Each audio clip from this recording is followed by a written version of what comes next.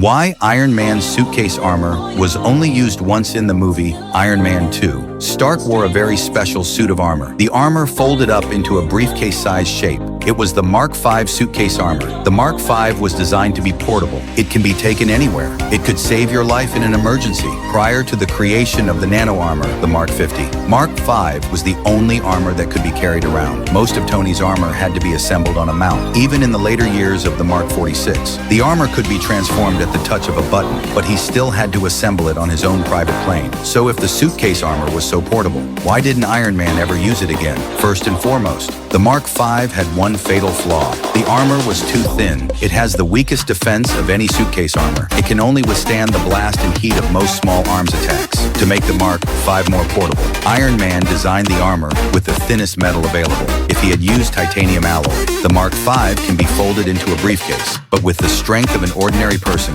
cannot hold it. So in order to keep the weight lighter, we have to sacrifice our defense. In the fight with the Whiplash, the Mark V armor suffered extensive damage. If Iron Man hadn't been smart enough to remove Whiplash's chest reactor, I was afraid that Iron Man would be the one to fail. This shows that the Mark V is not only weak in defense, but also has few weapon systems. Although the Mark V has the ability to fly, but it's limited in altitude and speed. After an almost life-threatening battle, Tony created the Mark 7, which can be worn by automatic sensors, free from the limitations of weapons and materials, but with the limitation of distance. And in Iron Man 3, Tony developed the Mark 42 armor, which was self-assembling, can be remotely controlled over long distances. No matter how far away it is, the armor will fly across the ocean to Tony's side. It can reach supersonic speeds, so the suitcase armor became a collector's item.